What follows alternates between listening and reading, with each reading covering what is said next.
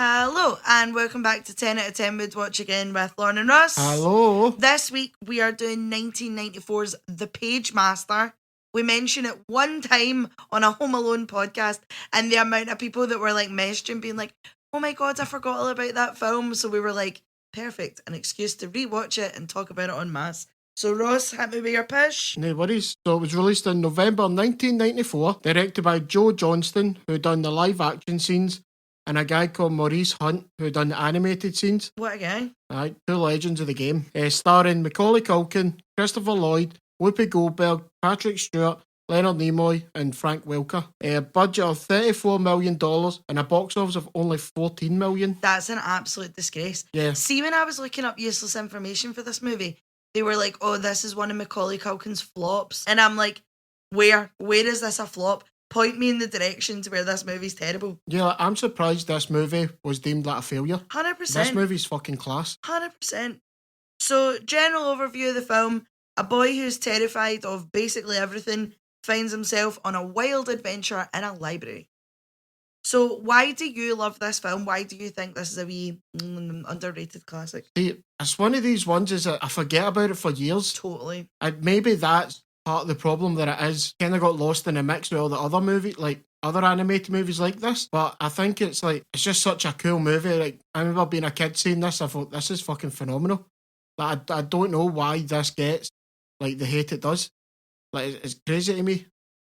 I totally agree. I'm the same as you. Like, I love this movie because it's class, but like, I feel like when we were kids, it was like rare that it was on. Yeah, like, yeah. It was always on like Channel 4 or Channel 5 at like 1 o'clock on a Sunday. Do you know what I mean? Yeah, like, aye. But like every couple of weeks. So like when it did come on, you were like, yes. Just with you saying like why was it seen as a failure? And so I'm gonna rhyme you off some of the animated / kids movies in 1994, go for it, right? Go for it. A little film called The Lion King. Don't know if you've ever heard of it. Nah, is that any good? I've heard it's good. Thumbelina and The Swan Princess. They were both classics in my house, but I'll understand if they weren't in yours. You had The Land Before Time 2, The Flintstones movie, the one with John Goodman. Oh, that's a fucking fantastic movie. Right. The live action Jungle Book, but like the actual live action one where there's like actual bears and tigers in it. Don't know if that was in yeah, I remember that. That was in our like Channel 4 bad boy. You had The Return of Jafar, so I don't even know if that's like Aladdin 2 or 3. You had The Secret Garden movie, the Beano movie, and a good couple of Scooby-Doo movies. So like, really apart from The Lion King, everything, I mean, listen, I have my own personal love for The Swan Princess and Thumbelina, but like, apart from those, it's not exactly like it was mad. No. They hold back the Beano movie? Yeah. I didn't know there was such a thing. Neither did I until I've just looked it up there. I mean, a lot of these movies, I mean, I think Disney at the time, obviously The Lion King and that, but they were starting to like pull out the sequels and stuff. Yep. Well, hence Return of Jafar, you know. But I would put this movie up against like any of them. I agree. Like, take out The Lion King maybe. Aye, because fair The enough. Lion King's Lion King. It's fucking, like, it's phenomenal. But 100%. I know I would put these up against them, and I'd argue its case like easily. I totally agree, and I think it's that really. Do you know that way? Seeing the same kind of branch of like Pagemaster, obviously like Thumbelina, that kind of. It was like that kind of not out there. That sounds a bit, but it was that kind of quaint drawing style. It was always these films were like a bit darker, if you know what I mean. Like obviously it's a kids movie, but there was still they weren't feared to give you like a fright. Do you know what I mean? Like, no, far from it. Jump scares for kids. Do you know what I mean? With this movie as well, I feel like people either know exactly what you're talking about or they're like, "What the fuck is that?" Do you know what I mean? Like anybody I've brought the Pagemaster up to, they've been like, "Oh my god, I've not seen that movie for years. I watched it like twice when I was a kid and it pure stuck in my head." Or people are like, "I have no clue what you're talking about." Do you know what I mean? I imagine. I mean, you wouldn't think it would be like a promotional type thing. Yeah. Like promoting this movie because you've got. I mean, the cast in this is like stunning. 100%. Like they're all like big names. 100%. I mean, Macaulay Culkin, obviously, fucking Home Alone in that, like the years before. Yep. But so it's a weird one. Like I can't quite figure it out. Totally. And the movie's only like an hour and 15, and it's just, do you know that way? Like, I think watching it back as an adult, it's that like nice wee toasty feeling, do you know what I mean? Of Oh, like, aye. remember when you were a kid in the library kind of thing, Aye. do you know what I mean? But then it appeals to like adults in that as well. Oh, So totally. that like having old classic stories like come to life. Absolutely. Like fair enough, absolutely. they're not in depth, but you get a general sense of like it's like you have like the Jekyll and Hyde and like Adventure Island and all that stuff. Like there's no reason why Adventure Island, Treasure Treasure Island, you Island, sorry. dickhead. Aye, shows you how much I know. I can't read. I think though as well, it's all the like literary references as well. Like in the horror section, there's like the crow that flies down that's like evermore and all this kind of thing. And like even like the small bits, do you know what I mean? Like he opens the book of the Hound of the Baskervilles. Yeah, and the dog comes running out. Yeah. Like if you're a kid with no conception of Sherlock Holmes, you're still like, as soon as you hear Hound of the Baskervilles, you're like, fuck, big scary dog. Do you know what I mean? Aye. Right, we'll dive into thoughts and opinions. So basically, like, as per what we've been doing, we'll take you through the plot of the film and hit on all the lovely wee points. So Macaulay Culkin plays Richard Tyler, who is the most paranoid child I have ever met in my life. Oh my god, he's like anxiety squared. 100%. Like, soon as you go into his room, there's like signs next to light switches being like caution voltage, and there's like boots hanging on the wall with like in case of smashed glass and all this kind of stuff. Earthquake kits and all that. Totally. It's a bit over the top for him. And like it's a thunderstorm, and he goes through his mum and dad, and his mum and dad are kind of having a tete-a-tete about, like, I think now in 2024, what we would call anxiety. In the 90s, it was shut the fuck up and get on with it. Do you know what I mean? You're being a crybaby. Yeah. Much. Why is your weighing up your wimp? Like, yeah. One thing I want to add about this is they're arguing about him pretty fucking loudly. Aren't they? Like that must be horrific to hear. Absolutely. Like, at least wait till your Wayne goes to bed. Do you know what I mean? But they're basically saying how he like scared off the Little League team because he was hitting them with the like statistics of how many balls can hit you in the head before you get concussion and stuff like that.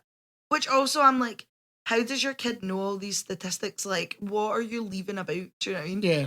So like the dad builds him a tree house that he's too scared to go up because he says like all household accidents start with ladders and all this kind of stuff.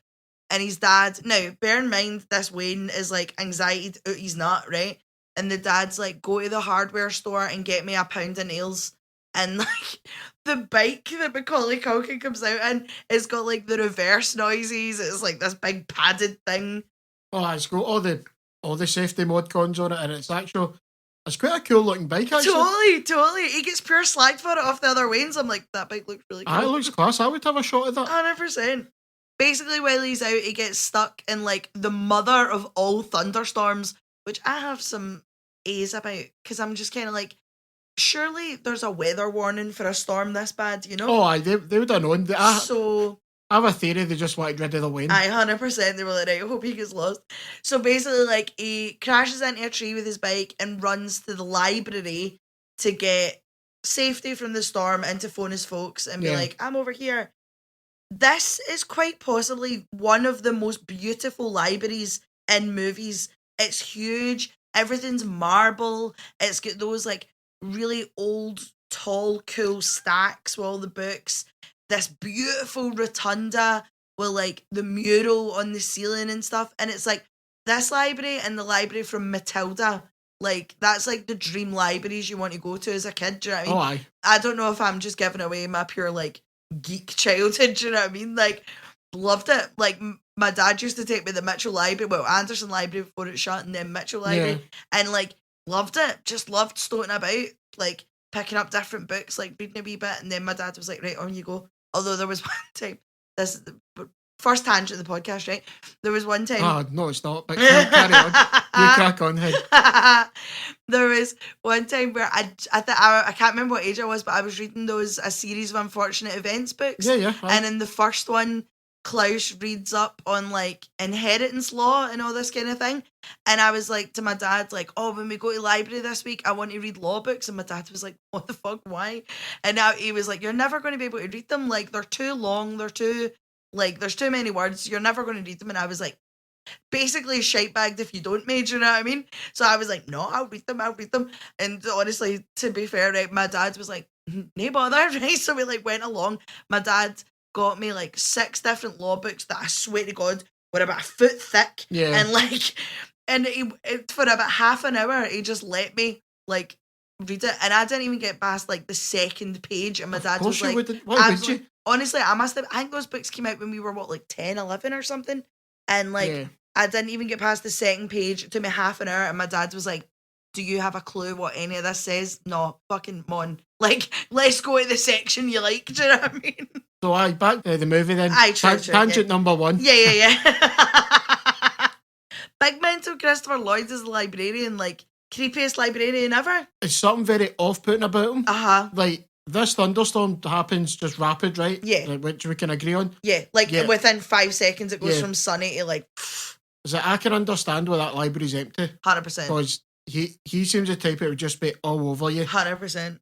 Like, just being a general pain in the arse. Yeah, totally. Like, you're just trying to read your book and he's like, oh, you don't want that one, you want this one. Yeah, I know what people want. Like, would go after your nut if you pulled out like a bottle of water or something like that. And I want to know as well, see for that size, only him. Jesus Christ, that's some job he does. 100%. Like indexing that all the time. Fair enough to you.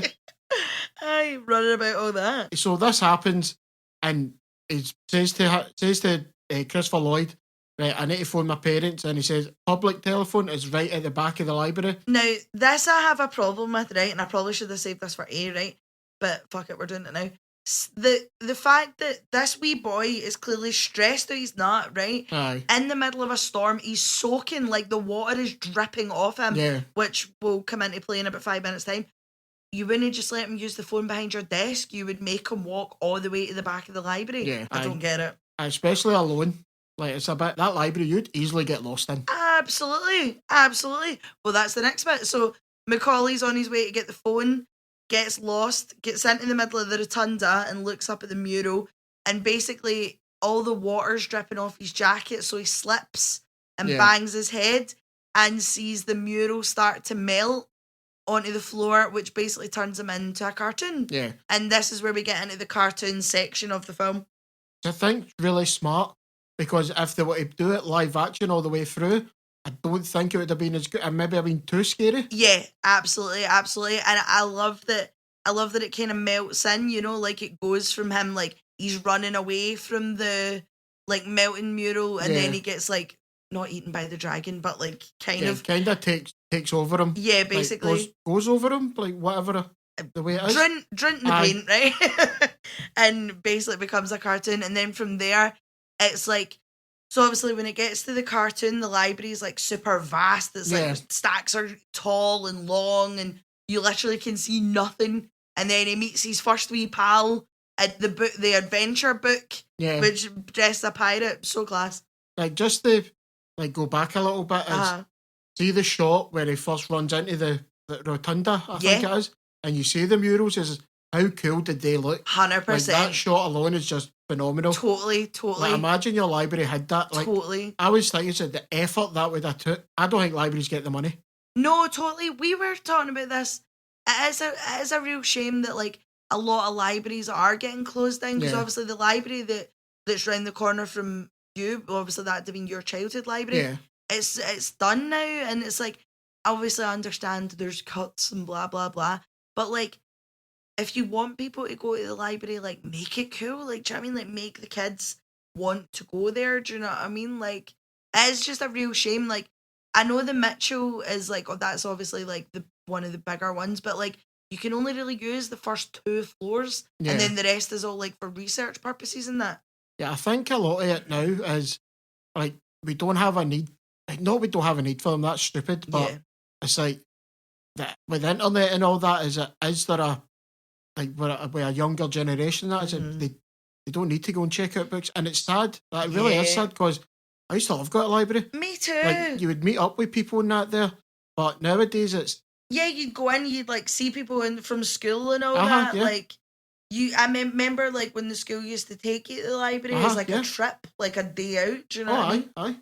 I think as well now, like now I've noticed on like social media and stuff now, there's a big right now I mean, this is another tangent, but there's like a big trend of like anti-consumerism, if that makes sense. So like going to charity shops instead of going to Primark, and they're trying to now tell you don't go to Waterstones, go to the library kind of thing. So it's we're Yeah. going back to that now of like second hand is good and all this kind of stuff. And it's mad because like on TikTok I keep seeing all these videos of like come spend a day with me as a thrifting 20 something, and they're just going to the library, they're making a coffee at home, they're going to the library, and they're going to a chaza. Like, it's not, but if it takes a TikTok trend to make people go back to the libraries, why you're in, do you know what I mean? I just find it weird that that's such a big deal now. Totally. I mean, it used to be a thing all the time. Is it just go to the library and get a book? Totally. Like, you didn't need to have like one of those things. If it's close to you didn't need a parent. No. Like, as long as you're well behaved in that, and crazy to me that you've mentioned that this is an idea people have had to do, and is it? Totally. Libraries have been about for so long, man. Well, this was one of the things, like, do you know how when you were at that age where you were allowed to, like, go out by yourself, like, with your pal? Like, it was so, this is going to sound so daft, and Ainsley, I apologise, I'm absolutely about to out us. When we were kids, we would, like, quote-unquote, dress up as grown-ups, right? As in, like, the flared jeans, but we'd wear, like, a fancy top, right? And, like, go to the shop, get a bottle of juice, and then we would walk round to the library and get our library books, and then, like, we'd sit and read some of the Goosebumps books, and then we'd go, like, walk the long way and kid on as if we were, like, conning out for a longer time when really we just did a circle, you know? Yeah. But that was, like, our, look at us, we get to go out by ourselves. No, like, I've got you. And it was, I think that's one of the things, like, obviously, if, like, when you start, I don't know if other parents do this or if it was just ours, do you know what I mean? Like, if you're letting your kid go out for the first time, like, if that's the closest thing, you'll be like, right, go to the library and get this, but I want you back for this time. And it's like, it's letting your kids have that independence while also being like, whoa, do you know what I mean? Bring back libraries, 100%. There's not enough of them anymore. It's sad. Right, so back to the movie. Tangent number 2 at the way. Maybe we should stop watching movies and go to the library and read some books. So, 10 out of 10 would read again. Sorry. Oh, that'll be an offshoot. So he meets 3 books here. Adventure, who's the pirate, bold, courageous, all the stuff you'd expect out of an adventure novel. Yep. He meets fantasy. It's like a fairy, like, but she's like a straight talking sassy fairy with a broke wand. She would have to be, wouldn't she? Nah. And then you've got horror, who's kind of our cat in book form. Just Jurassic, yeah, he's just like big, dumb, but like a horror book that's scared of everything as well. Yeah, like cracks me up. Kind of gruesome, like not gruesome in a way, like looks kind of like Frankenstein's monster. Yeah, kind of that way. But these obviously push the story along, and like so these characters, like they kind of guide like Richard on his journey, and like offering their own talents, like perspectives on how to do stuff. No, like, you're totally right. Through each one. So this is basically him don't being a shite bag. That's it, pretty much. Aye, from shite bag to no shite bag. One eloquent way to put it. Yeah, I mean that's it. I mean I can't really. That'd have been the perfect general overview. Just doing it through the classic books, which I think's phenomenal. Totally. So like the first stop in the film is the horror section where Richard, fantasy and adventure, and then they meet horror. Yeah, horror's already there. Go through the graveyard and into Jekyll and Hyde's house. So this is like suitably creepy for a kid's cartoon. Like everything's like grey, and as soon as they go into like Jekyll and Hyde's house, it's that kind of green tinge, and you've got the Evermore Crow coming down. You've got like what looks like it could be like the Portrait of Dorian Gray, that kind of vibe. And then when Jekyll turns into Hyde, everything goes that kind of neon green kind of thing. Yeah. And like, I feel like as a kid, tell me if I'm wrong, you knew everything was going wrong in a film when everything turns green. Do you know what I mean? Like, think about it like Disney movies, right? So like when Scar's singing to the hyenas, be prepared, everything's neon green. When Maleficent turns into the dragon, everything turns neon green. The pollution song in Fern Gully, everything's neon green. So it's like even as a kid and you don't understand why you're feeling a type of way, I feel like it's pure ingrained in you through cartoons that like the second anything goes neon green, you're fucked. Do you know what Oh I yeah, mean? you're conditioned in it from a young age through all the old Totally. Disney stuff. It's a bit like, see when they do stuff, it's like in a Disney movie or such as a bookcase, you can't read any books, but there's one that's highly detailed, and it's like, that's going to be used. Yeah. And it's always like a wee bit off color. Like it's Yeah. like if all the other books are like dark purple, this one book is like highly detailed and like Yeah. lilac. Yeah. 100%. So you've just been conditioned into thinking that for since you're a child, And since you've you not could watch even them. clocked. Yeah, you've No, not even far clocked. from it, aye. Next up is Adventure, where they basically travel across the sea. They meet Moby Dick and Ishmael? Captain Ahab, sorry. Captain Ahab, yeah. And then they get kidnapped by Long John Silver and go on the Treasure Island hunt. So we were watching it last night and we were like, where do we know Long John Silver's voice from? So I deep dived, right? The guy's name is Jim Cummings and he's been in 601 animated movies. Fuck's sake. Done his rounds. Ross, the guy voices Winnie the Pooh and Tigger in the Winnie the Pooh cartoons. For more recent ones, he was Ray the Firefly in Princess and the Frog. Okay. He's in Shrek. He's in Hercules. He's one of the... the guy that slags Danny DeVito. Aye. But you can also hear about in the previous podcast episodes. Yes. What a plug-in. Good pun. He was in Lion King. Basically, in Lion King, Jeremy Irons he could only do like half of the script or something like that, or like three-quarters of the script. Yeah. Jim Cummings came in, picked it all up, and you cannot Smashed tell it, the aye. difference. Oh, fair dues, good on him. Was also in Aladdin. He does a lot of Scooby-Doo cartoons. There's like bits where he voices Fred as well.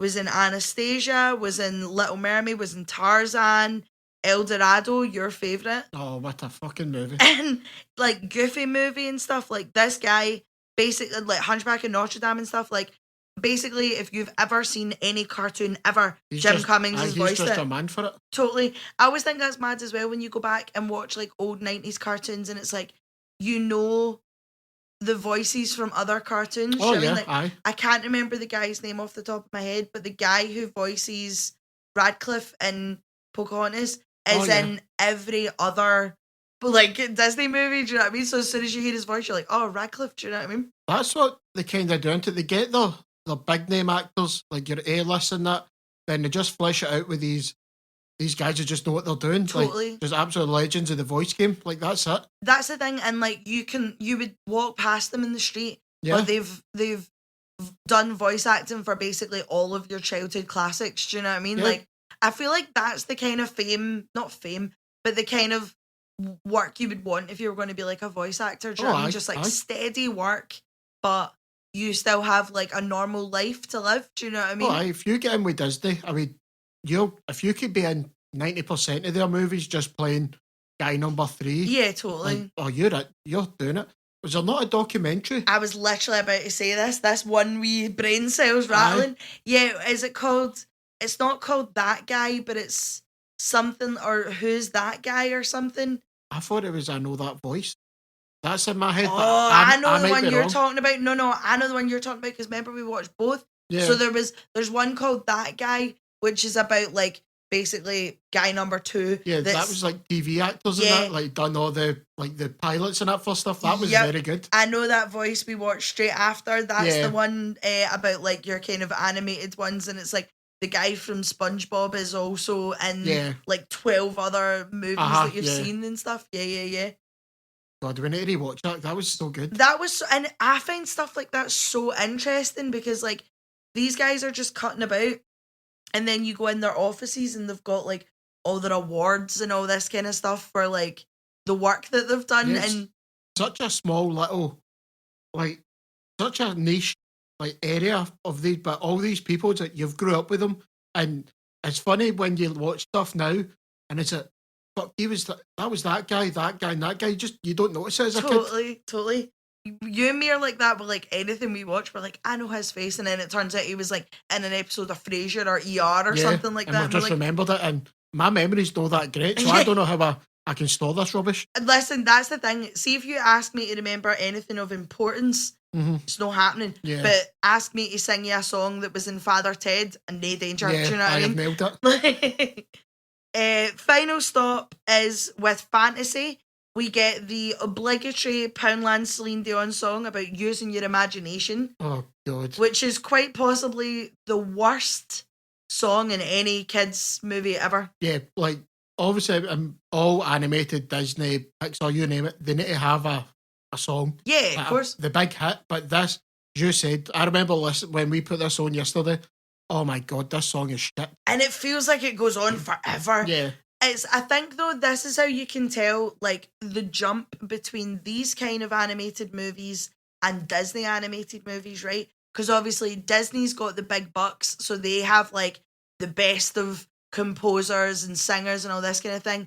Whereas Pagemaster is that kind of 1 or 2 steps down, like, and I'm talking, like, Pagemaster, BFG, that Ferngully, that kind of vibe. Yeah. Where, obviously, Ferngully's different, that's got loads of songs, but there's always that one, like, prissy wee voice of, like, oh, and we'll fly over here. No, that's, do you know what I mean? It's always, like, the shittest song ever, but you need to end. I mean, it's the same with BFG, like, nobody remembers the song where it's her dreaming, but everyone will tell you whiz pop, whiz bang, do you know what I mean? Yeah, keep the kids interested. Absolutely. That's, like, the Poundland version of, like, any Celine Dion song. Aye. Like, she even tries to sound like it. Aye. So as you said, we jump into the fantasy, which is basically Richard fighting a dragon. Yeah. Probably your biggest fantasy character. Okay, their dragons are in everything. Totally. Like God. So by this stage, he's kind of got his bravery because he's been through all this stuff. So each section's kind of him being like, all right, what do I deal with here? Like, what do I deal with this part? And this all culminates in him going back to meet the Pagemaster. Yeah, which is the Pagemaster is creepy, right? I'm sorry, I can't get behind this whole Pagemaster carry on. Okay. I've seen him talk about it, I love this movie. I can see the problems in it now. No! And I still love this movie. I'll defend this movie to the death. Yeah. But you know, I'm like, no thinking about this, like actual sitting down and thinking about it, no just turning it off, like turning my brain off.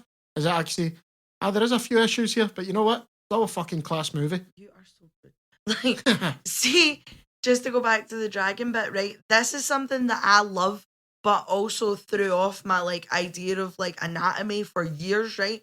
Is so Richard gets swallowed by the dragon, right? Now it's just a straight fall down the throat of the dragon into the stomach where there's like fire pits and bones lying about and then suddenly a beanstalk grows out of his stomach and all this kind of thing. Yeah. But this is something that I always love in cartoons of like even seeing like Pinocchio where they get swallowed by the whale and there's no organs, there's nothing going on. You just get swallowed into the black pit and then like they have the boat in the stomach of the whale and all this kind of thing. I'm not joking. My whole childhood, no idea of anatomy. I was just like, yep, you eat food and it just goes into this big hole at the bottom. Totally, like genuinely, like had no thought. And then it's like when you go into primary school and they start trying to teach you about organs, and I was like, well, where's everything else going? Do you know what I mean? And that is another reason of why I was influenced by movies. So obviously after Richard meets the Pagemaster's like, but look at you now, you're all full of the courage, on you go. And he gets his bike back, he takes the books out and gets his bike and goes over the ramp that the kids were slagging him for, and then goes into his treehouse and he's like reading these wee books in his treehouse, and you're like, good for you, Richard, you know what I mean? This movie just leaves you with like the biggest grin on your face, do you know what I mean? Like, there's not really much else to say. It's only over an hour long, and it just gives you that lovely wee, isn't that nice? Do you know what I mean? Yeah, it doesn't try and do anything different. It's using classic stories within its own story. Yep. Like, it's perfect. Yep. It really is a perfect movie for me. No, totally. You just said you can see all the plot holes 5 minutes ago. No, I can see issues in it, but it's not going to change my opinion of this film. Yeah, fair. So normally you hit me with a question, and I don't know if you're about to, but I've decided to get right in there, right? All right, okay. Stick it to you, right? So if they made Pagemaster 2 now, used Macaulay Culkin now, say this is like Richard is an adult and he doesn't know how to like he doesn't know how to like communicate with his kids or something. Yeah. So he ends up back at the library and whatever. What kind of genres of books would you want to see and keep it PG? Of course. Jesus Christ. I mean, probably the biggest one the two biggest I've not gotten through yet is romance and sci-fi. Yeah. So sci-fi could be like I don't know, like a space thing. Yeah. Maybe I'm getting chased with robots and he has to run away, or it's... find a way to communicate with the robots, which is also a way in which he can communicate with his kids. Aye. And the romance one, maybe it's like a Love Actually thing, like another episode we've done on this podcast. Listen to our podcast. Tell your friends. But no, the way like Liam Neeson's story is in Love Actually can be that. Like maybe his kid doesn't want to talk to him because his kid's in love. So he goes through the romance thing and it's like how to teach your way and how to talk to people and all this kind of thing. Could you imagine him in like a self-help book? I'm trying to think of the books they would use, because these ones is kind of like your classics. These are classic stories of. So like your modern classics kind of thing. Doesn't even need to be modern. Like it could be. I mean, June would probably June for sci-fi. We've also done an episode on June. Aye. So we're promoting our podcast on our own podcast for people who listen to the podcast. Who have already listened to the episodes. I listened to the episode of the podcast. Inception! You could do June for sci-fi or like... This is where I show my ignorance because I have no idea. Absolutely not. What's that one? The guy that wrote Blade Runner, but it's something about like robot sheep or something. I just remember I had an English teacher that loved Blade Runner and he used to try and get us to read the books and I was like, what?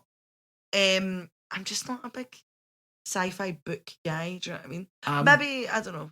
I'm not a sci-fi guy in general, so yeah. I'm probably should like people. I'd probably surprise people, but I'm not. Yeah, I know you're a nightmare. Romance, you could stick in a bit of Pride and Prejudice, get a bit of Twilight on the go, get a bit of Hunger Games. Does Hunger Games count as sci-fi? Because it's in like a post-apocalyptic, not post-apocalyptic, but like... Yeah, it would be. It's sci-fi, science fiction, yeah. Yeah. Do you know the way there's things that I just don't think are science fiction, but they are? Do you know what I mean? I chuck in a couple of self-help books, do you know what I mean, of like how to talk to your brains, and it's just him in like a therapy bit like that. Like that or like a biography. Yeah, getting like celebrities and stuff to tell them how to do it. That'd be so funny. Like some celebrity gonna like speak to their child or get through to them and this is what I'd done, yada yada. Yeah, that would be cool. Like a kind of like an episode in the actor's studio, but it's just Macaulay Culkin talking to whoever's biography. That'd be really cool. Yeah, fuck it, I'm in. Has he got a biography? Macaulay? I don't think so. Because he could be talking to himself if he does. Listen. Even.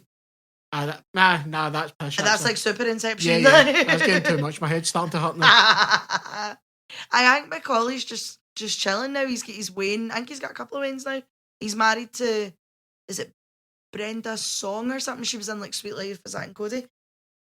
Macaulay's a happy guy. He worked hard as a kid, so he deserves it all. Absolutely, man. I've been able to retire at 30. Let's just not discuss what he did in his 20s, do you know what I mean? Fuck it. Like, a lot of child actors that happened to, but 100%. Came at the other end and he's doing well, I hope. 100%. You come on the podcast. I Macaulay, hurry up, get down. We've done a couple of his movies now, hurry up. Listen, what you doing? LA's on fire now, Macaulay. You're no busy, man. Get yourself to Glasgow. You can sit in this wee room and do this with. This is where next week we're like, guys, you'll never guess. Fucking hell. Do you have a favourite scene in the movie? Mine's is, I'm kind of torn here because I do like the Jekyll and Hyde part, like the transformation. See, from when Adventure, like, he offers him a drink and a Horror tries to drink it, then he spills it and it turns out it burns everything. That, but I think the scene with Captain Ahab in the whale at the beginning, that's really cool. But I think that's more creepier, like more scarier than the Jekyll and Hyde part. Yeah, just the white whale coming up to the bottom of the sea. It's all a darkish red, and you see the whale's eyes, so that's like pure white, obviously, in the book. And then it's just these red eyes. I find that more creepier. I'm kind of torn between them. Yeah, see, horror was always my favourite when I was a kid. Like, And I say favourite in that way of, do you know when something freaks you out when you were a kid, but you were like, yes, like Yeah, that. no, I get you. But I totally get what you mean. See, I always found like the wailing Pinocchio super creepy. Do you know what I mean? And do you remember, this is not whale related, but do you remember that cartoon, is it An American Tale? Wee Fido the mouse? Oh, yeah. And like when they're on the boat and it's like the waves are like a monster. Terrifying. That's a fantastic movie, I know. 100%. We just need to go back through all the 90s cartoons, man. See that, then like the Borrows and all that. Yes, I've not seen the Borrows since I was a kid. Amazing. Fuck it, we're watching the Borrows because I've not seen that since I was a kid. Yeah. But as long as we don't watch Black Cauldron, because that's still terrifying. Nah, we'll give that a miss. Ugh. Only for Gergie. Oh, munchies and crunchies. Right, we'll dive into useless information. I go for it. So this film took almost 3.5 years to complete, with mixing the computer graphics with when everything's melting before it turns into a cartoon, and being able to kind of meld all the cartoon and real life stuff together, which I thought was nuts. But then I suppose 1994. I mean, it hasn't aged great now, but imagine at the time, like, this would have been like, holy shit. Yep. Like, you can't tell this movie is, what's that, 30 years old? Yeah. Jesus, 30 years old. Oh my God. My back's starting to hurt. 100%. I can feel it. I can feel my knees slipping out here. Aye. Oh my God. Ross, don't have an existential crisis. God, I think I am. I'm going to give everything up now. No, it's fine. We're still young, Ross. We're still young. Aye, so I'll move on. So you can tell that it's aged, but like at the time, I imagine it would look great. It still looks like cool. I still wouldn't take anything away from this movie. Like, even although you can tell it's aged, I'm still enjoying myself every time I watch it. Definitely. Oh, a cat has entered. So just warning, guys, if you hear any banging, a cat has entered the room. Yeah. So the main settings for the movie are based on 3 books: The Strange Case of Dr. Jekyll and Mr. Hyde by Robert Louis Stevenson, Moby Dick by Herman Melville, and Treasure Island, also by Robert Louis Stevenson. A good Edinburgh man. There are also references to Alice in Wonderland, Hound of the Baskervilles, Hunchback of Notre Dame, 20,000 Leagues Under the Sea, Jack and the Beanstalk, and 1001 Nights. Which, do you remember that episode of Looney Tunes where Bugs Bunny did 1001 Nights? And it's like him on the magic carpet. Oh, right, never mind. Oh, yeah. Sorry, I'm with you now. So good. So good.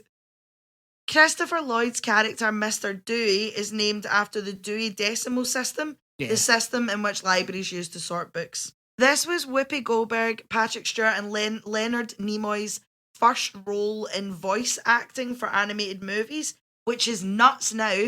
All of them would go on to have a long voice acting career in Disney, DreamWorks, and Paramount cartoons. Like, think of everything Patrick Stewart has voiced now. Oh, especially with that voice. Do you know what I mean? Whoopi Goldberg as well. Like, when I read that last night, I was like, no way, this was their first one. Do you know what I mean? And that's wild. And you get them all like as their first as well. Like, what a shout, man. Totally.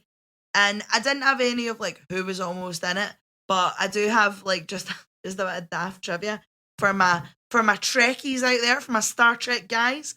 Almost every cast member in this movie has been in some form of iteration of Star Trek. Nice. So obviously you've got Patrick Stewart was Captain Picard, Leonard Nimoy's obviously Spock, Whoopi Goldberg was Guinan, not a clue.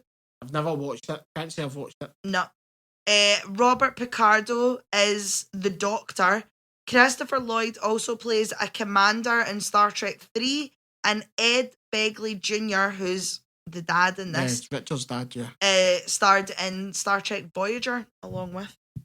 Fantastic. I thought that was so mad. Like, again, I only know who like Spock and Captain Picard are purely because they're the most famous ones. Yeah. But if anyone's a Star Trek fan, happy days. Do you know what I mean? So, will we dive in? This will probably be a short bit because I don't have. Like, I have one here. What about you? I've only got a couple, but see, to be honest, we covered them in thoughts and opinions. Like, where is Richard learning all these accident statistics? And why is there no weather warnings for this storm? Because it goes from like super sunny, all the kids out playing, to like thunder, lightning, flash floods, and all this kind of thing. The only one I didn't mention, and this is a pure daft one, right, is in the library when they become cartoons and they're going along. Macbeth is next to Cinderella. And I'm like, what kind of kids section is that? Like, that would scare the shit out of anyone. Yeah, that's just lazy ordering. Into it, what kind of decimal system are you following? But that was, I barely had any A's. Like, this movie's perfect in my eyes. My only one's about the librarian, and I was like, he's too into his job. Now, that might say a lot more about me and working, but... Aye, the work ethic. Yeah, but he seems like I've never met anybody that keen to be a librarian. Yeah.